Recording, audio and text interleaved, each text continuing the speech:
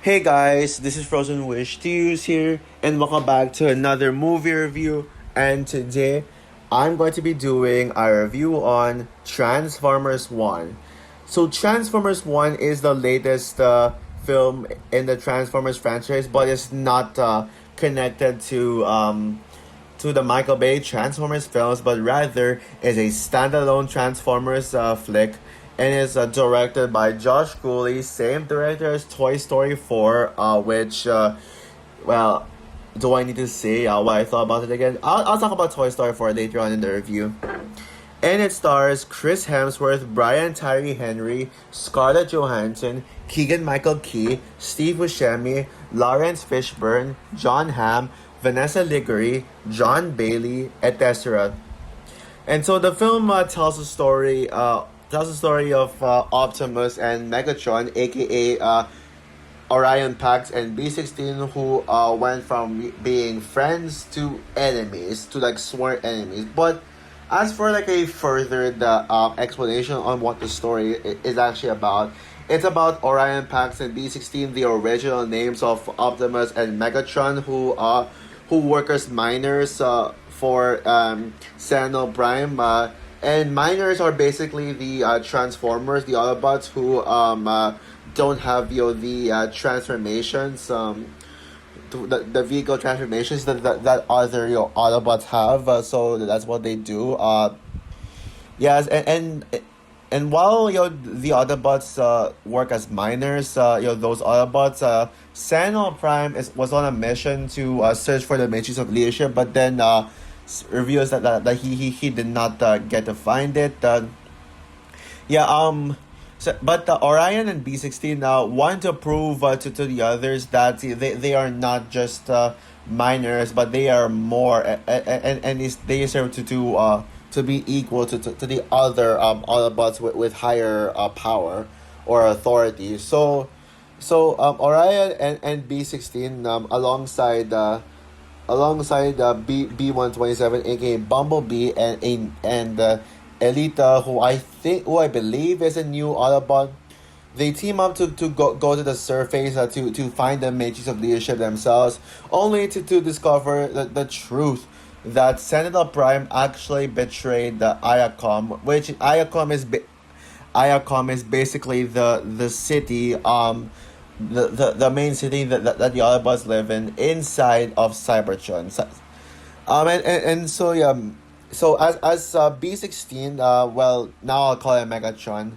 As Megatron is heartbroken by the reveal that Sentinel Prime betrayed everyone and is actually a liar. He slowly changes and turns into the dark side, as he wants to kill Sentinel Prime, but Optimus does not want to killing Megatron to kill anyone because he believes it's wrong. But Megatron believes that Optimus is actually trying to defend the Sentinel, so that's where Megatron suddenly turns into the way we know him as. So yeah, now I'm sure you all know the reputation of the marketing for this film. Yeah, a lot of people were hating on this movie when the first trailer came out.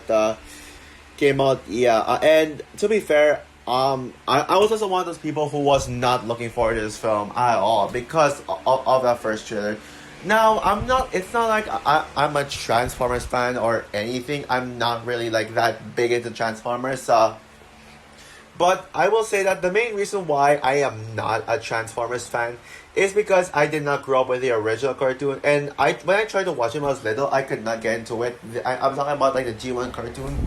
But unfortunately, the Transformers that I grew up with is the Michael Bay ones, and boy, I think you all know how I feel about the Michael Bay Transformers franchise. Yeah, I do not like it at all. The only film in the Bay Formers franchise I don't think is bad at all is Dark of the Moon, but I do think the rest of the Beast is passable, and Bumblebee, I adore Bumblebee. I absolutely love Bumblebee. I think Bumblebee is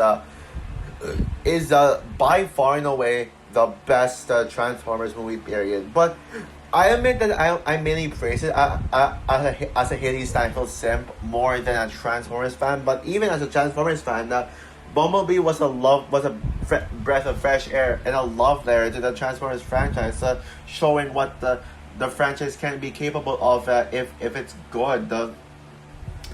But yeah, even though I had my concerns with this film, yeah, I did get a bit more optimistic with this one. I did gain a little more optimism. The second trailer was actually pretty good, but at the same time I was still a little skeptical. Yeah, because of the childish humor, the fact that the movie looked like another generic childish animated film, and not to mention my biggest concern was the fact that this is being directed by Josh Cooley, who ruined the Toy Story franchise with Toy Story 4. Yeah, I'm sorry, but I will never understand why people like Toy Story 4 that much. I think Toy Story 4 is a bad movie, and honestly, I think I should. Oh wait, yeah, I did tackle it a mini rant, but yeah, well, I don't think Toy Story 4 is terrible, but it is one of Pixar's absolute worst movies I ever did. Again, it's not a train wreck. There are things to like about it, but it is clear that Josh Clooney clearly ruined the franchise because of just how disappointing it was. Yes, disappointing because I actually did have faith in Toy Story because I thought, hey, it's Toy Story. What could go wrong with it? But yeah, Toy Story 4 was anything but as masterful as the first three. Can't believe they're even making Toy Story 5. And the Frozen haters are blindly like looking forward to Toy Story 5 just because it's not a Frozen movie for some reason. So I was, even though I was worried about Josh Cooley making a Transformers film, I was at least hoping that this would at least be an improvement over Toy Story 4. And yeah, and when the reviews came out, were praising the living hell out of this film. They were calling it the best Transformers film ever by a huge landslide. They not even Bumblebee came close to them. So, I mean, going in, I kind of lowered my expectations a little more because of all the hype. I was thinking that, yeah, this could be good, but it could be overhyped because I don't think it's ever going to top Bumblebee. And after seeing Transformers 1 for myself, I am happy to report to you all that Transformers 1 is actually a really good film. However, do I think that Transformers 1 is the masterpiece that people are seeing in this and the greatest Transformers film in the world? Honestly, no. It's not the greatest Transformers film ever. I still think Bumblebee it is the GOAT of the franchise to me. But Transformers 1 would actually be my second favorite Transformers movie, second only to Bumblebee. Yeah, it's just that, guys, Bumblebee just means a lot more to me. Bumblebee is a film that just means so much to me. But yeah, Transformers 1, yeah, this is once again another truly great Transformers flick that I can see why Transformers fans are absolutely overjoyed with this film. It's not perfect. It has its flaws, but I will probably get into my issues right now. I just want to get out of the way first so that I can actually talk about what makes me actually really like Transformers 1. I will say that I was not really a fan of the first 45 minutes of it. I mean, there's some good things about it. I mean, Elita, any scene with Elita in it, and also I like the race scene a lot. It's the IACOM race, annual race. I like that scene. It was actually a pretty cool scene, and it's basically the pod racing scene from the Phantom Menace done right. And yes, guys, honestly, the pod race scene from the Phantom Menace is the most overrated Star Wars scene ever. Like, I will never understand why people like to see it. And people are telling me, oh, Frozen, you can admit there's a great scene. Yeah, no, fuck no. But the racing in this movie is basically the Phantom Menace's pod racing scene now, but way, way, way better. But the reason why I'm not a fan of the first 45 minutes is that it basically focuses more on the comedy, and the comedy in this film is not good. It's not any better. Okay, now I will admit that there was one joke that actually got me, that was actually funny. The joke that I'm talking about was basically, yeah, remember the second trailer where where Optimus was like, "Hey, Darkwind, like, I have a finger for you. Guess which one? Cookie, chico, cookie." Sorry, I'm bad imitating it, but but you get the point. Yeah. The way they handle that joke in the film is actually funny, actually, and thankfully, like, Optimus does not, the way that Optimus makes that cookie sound is actually not annoying. And you know what's hilarious is that Optimus actually nearly points the middle finger, but at the same time, you know, it, it's off screen because it's a kids film, but you can see that Optimus was going to point the middle finger. That's cool. Yeah, what else? But at the same time, though, the other jokes, yeah, they're not funny. And also, I don't like how they made Optimus Prime so stupid. I guess maybe it's a motivation for others to grow in him, but that's no excuse for me to just not really like what Optimus was doing. Like, in the mine scene where all the miners were like working, and Alita was trying to like lead them, Optimus makes a very dumb decision that put all the miners at risk, and your Shockwave, Darkwind, yeah, sorry, I almost butchered his name. And Darkwind was like gonna get someone in trouble for it. Darkwind was pissed about, the miners being at risk, thanks to others Prime being so stupid, making a certain stupid decision. But you know who Darkwind fired? Yep, Elite. He fired Elita. Honestly, that just made me upset because, come on, Darkwind. Why fire Optimus? Why Elita? Like, and that's really like my problem. Like Optimus does not get any consequence for his actions, but rather the consequence went to somebody else who did not deserve it, by the way. And yeah, it looks like because of that, Elita started to hate Optimus for it. And honestly, I don't blame her for hating Optimus until the two of them team up. I'll talk about their chemistry later on in the review, but also talk about my criticisms. I don't like Bumblebee in this. I mean, and it's really sad because Bumblebee is my favorite Autobot, but I guess only live action, because animated Bumblebee, honestly, not a fan. I'm sorry, I'm not a fan. He does not shut up. He always talks. He talks like a kid. He's always like, hey, and he's always so cool and hip. He's like, oh, hey guys, look, I'm Bumblebee, and I'm so cool. Look at me, Badassatron. Honestly, guys, the Badassatron line is not funny, and Bumblebee, he keeps saying Badassatron throughout the film. Like, even in the good parts of the film, which I'll get to, he still says Badassatron. Yeah, honestly, I mean, Bumblebee is like the worst character in the film. I'm sorry, but I don't understand how people say Bumblebee's the best character in the film. Because he's like the one that character who's like basically who tries to be so cool and hip with a young crowd. Yeah. Also, I don't love the character designs. Which actually was one of my biggest concerns going into this one, which is one of the reasons why I was skeptical about this film. While the background designs in Cybertron look absolutely gorgeous, and I guess the character designs are tolerable. It is easily noticeable that the faces of the faces of the Autobots look like they were made by AI. But thankfully, guys, that's all for my criticisms with the film. Now let's get into what I think what makes Transformers One a good movie that blows my expectations out of the water. The cave scene, yeah, I'm sure you know that cave scene. The the scene that was constantly shown in the marketing, voiced by Zeta. Who is that again? Oh yeah, Zeta Prime, I believe that's his name. Yeah, oh yeah, Zeta Prime.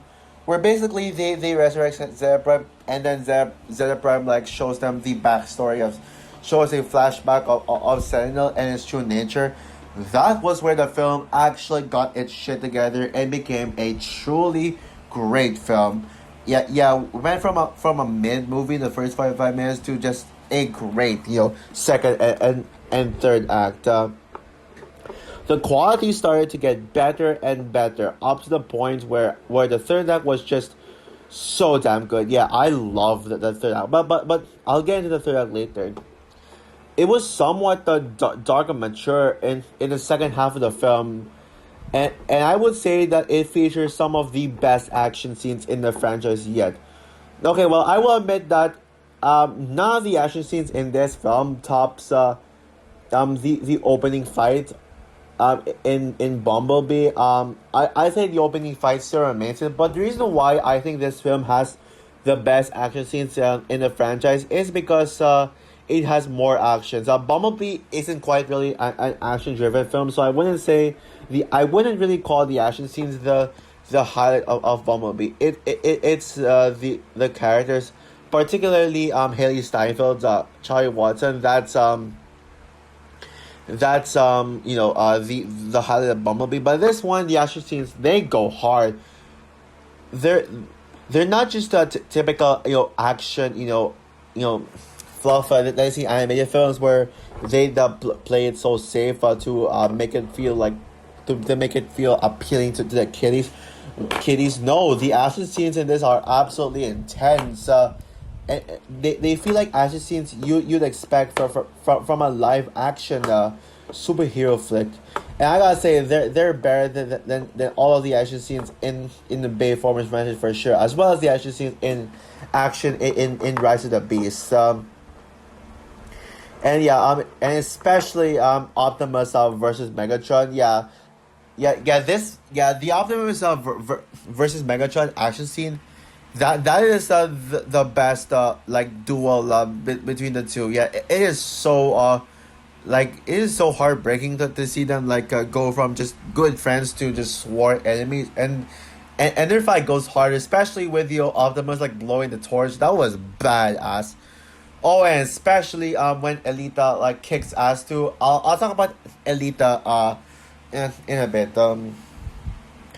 Now as for my thoughts on the story, I think the story did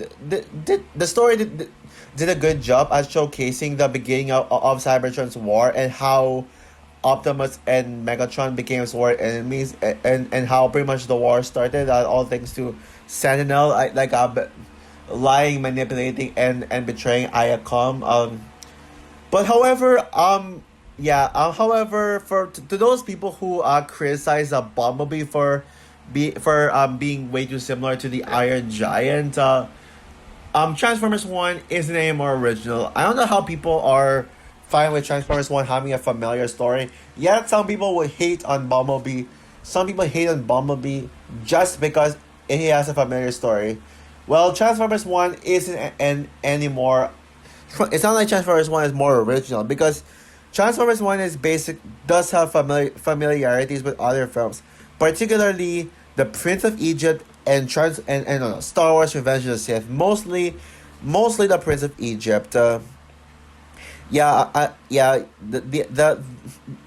chemistry between Optimus and Bumblebee going from friends to enemies. It's a lot identical to Moses and Ramses, and I must say it best that Transformers One it's like as if you play with your Transformers stories to recreate the story of the Prince of Egypt. So it's not like Bumblebee being quote unquote unoriginal is a bad thing. Man, seriously, what's with the Bumblebee hate? Like, why do people hate on Bumblebee in the first place? Yeah, but at the very least, both Bumblebee and Transformers One do a good job at making the plot well executed. Well, Bumblebee did it better. Bumblebee was more well executed, but Transformers One did have have an executed plot. Now, one of the reasons as to why why Bumblebee is superior to Transformers One is because Bumblebee was somewhat impactful and emotional. But Transformers One, I know people say the fallout between Optimus and Megatron is emotional, but I'm sorry, I did not see any emotion whatsoever. That's honestly one of my main problems with Josh Cooley. He tries way too hard to be emotional, to make his movies emotional and make people cry, but they do not make me cry at all. Like, was there a scene? Was there a gut wrenching scene in the film that included was there a scene in Transformers One like in Bumblebee where Charlie Watson and Charlie Watson tells Bumblebee that they need to part ways because the people need Bumblebee? Hell no. It did not have a scene like that. Now that scene in Bumblebee I just mentioned, now that made me sob and cry. Something that was not the case with Transformers One. But again, I'm not really criticizing the Transformers One. I'm just making a point as to why I prefer Bumblebee over Transformers One. That, and also the fact that I had no issues with Transformers. I had no issues with Bumblebee. Yet I did have flaws with Transformers One I just mentioned. Well, I don't know if I said it right, but I meant to say I had no issues with Bumblebee, but I have a ton of issues with Transformers One. But yeah, now let's get into the characters. So yeah, the characters are actually among some of the best aspects of the film, as well as the voice acting. I will say, with the exception of Keegan-Michael Key, I was not a fan of him since I was not the biggest fan of him as Bumblebee. All the other voice actors are actually pretty damn good. Chris Hemsworth as Optimus is the Chris Pratt Mario of 2024. Yeah, basically they both the voice performances have something in common where basically they do sound like themselves, and it is very noticeable, but they do embody the character very well while kind of sounding like themselves.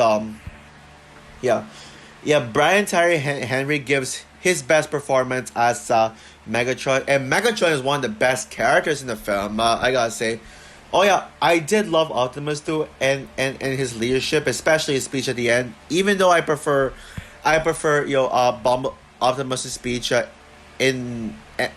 Optimus's ending monologue in the Bayformers. That's one thing the Bayformers did better than this one, as well as Peter Cullen's voice. Yeah, Chris Hemsworth, he's no Peter Cullen, but he's still great.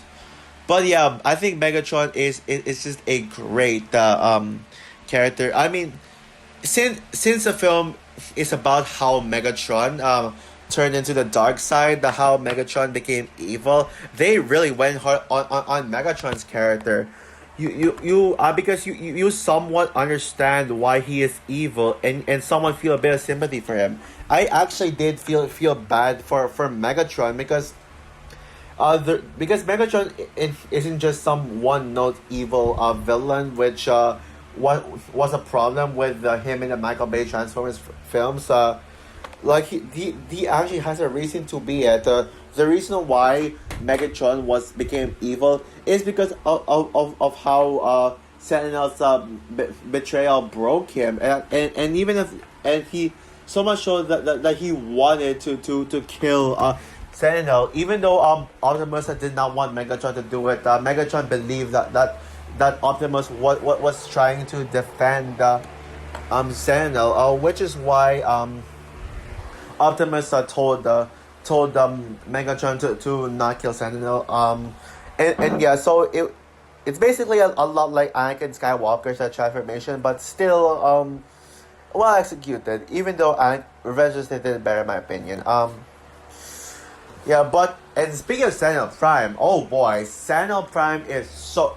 I actually think Sentinel Prime is the better villain of the film than Megatron. Sentinel Prime is the true big bad of the film, even more so than Megatron. And honestly, Sentinel, if there's any aspect of the film that I would say is vastly underrated, it's Sentinel Prime, because nobody talks about him. Like nobody says how good of a villain he is. He is such a menace. His backstory gave me chills. That was the first scene in the film where I was like, damn, I'm actually liking this movie a lot more. Damn, this movie's actually getting better. That was his backstory was the first thing that made me have that impression. Yeah, Sentinel was such a menace. Yeah, he gave me goosebumps, and just like with that Brian Tyree Henry, John Hamm gave his best performance. Well, technically tied with Buddy from Baby Driver and a few others, but definitely a way better animated voice performance for him than Herb Overkill from Minions. Oh boy. Yeah, Sentinel Prime would be my second favorite character in Transformers One, but and let's talk about the best character of the film, and that is Scarlett Johansson's Alita. Oh, I don't get to say to me, oh, Frozen, you're so sexist. Why you have to like be so pro female all the time? Well, I'm not gonna say. It's not like I simp on Alita. But Alita, I have good reasons to call Alita the best character in the film, because one, she's like the only she's the most consistent protagonist character in the film, meaning like the only character who does not make any dumb decisions that puts anyone at risk, and two, she's actually a girl boss, yeah, but not like in a way that would trigger the anti-woman boss. So ever since that mining scene in the beginning of the film, you already saw how much of a girl boss she is. And I also like how, as much as there is as much as this is a friends turned sworn enemies story, I like how this film had the plot line of sworn enemies turned friends with Optimus and Alita. They both hate each other's guts, but now they became close to each other. Up to the point where Scarlett Johansson, where Alita inspired the Optimus. In fact, guys, Scarlett, in the scene where Alita gives a pep talk to Optimus, like where Alita was was saying, "Hey Optimus, look, I'm better than you, but I think you'll be a great leader. You should lead the Autobots to face Sentinel." Yeah, that scene, that would be my personal favorite scene in the film. And the fact that Alita actually motivated Optimus to be the infamous leader that he's known to be today. We should all thank Alita for that. Honestly, she is my favorite Autobot character now. And Scarlett Johansson gave a terrific voice performance, but I think there are better Scarlett Johansson voice roles, especially Black Widow. What else do I have to say? Oh yeah, and also that actually, you know what? Screw it. The final battle would be my personal favorite scene in the film. So yeah. So overall, while Transformers 1 is slightly overrated, it's not the best Transformers movie like what everyone else says, and not without its flaws. It is still a total blast with intense action, a great tonal shift in the second half, done really well, a well executed story with familiarity and characters, while not all who are fleshed out. It does work pretty well being an entire film set on Cybertron with no humans at all. I think we should all appreciate the fact that we finally get a Transformers film like that after years. But I guess I'm the only person who prefers a live action Transformers movie with human characters over this.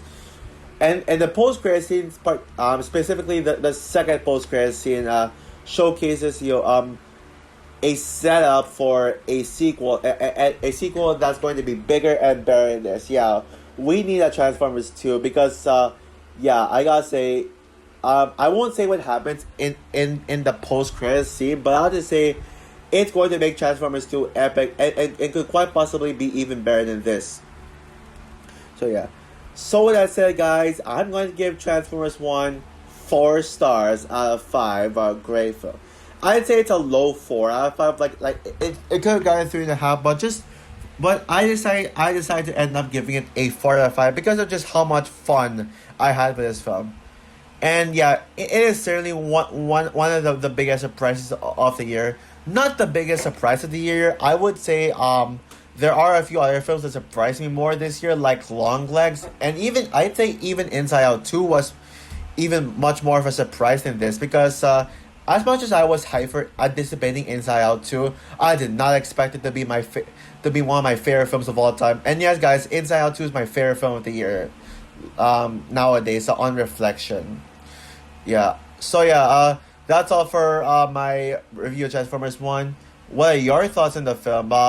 Would you agree with me that Bumblebee is still the best Transformers film, or do you agree with the majority that this is the best Transformers film? Comment down below, like, subscribe, hit the notification bell, and stay tuned for my Bumblebee versus Transformers 1 video. Yep, a new versus video. So yeah, bye guys.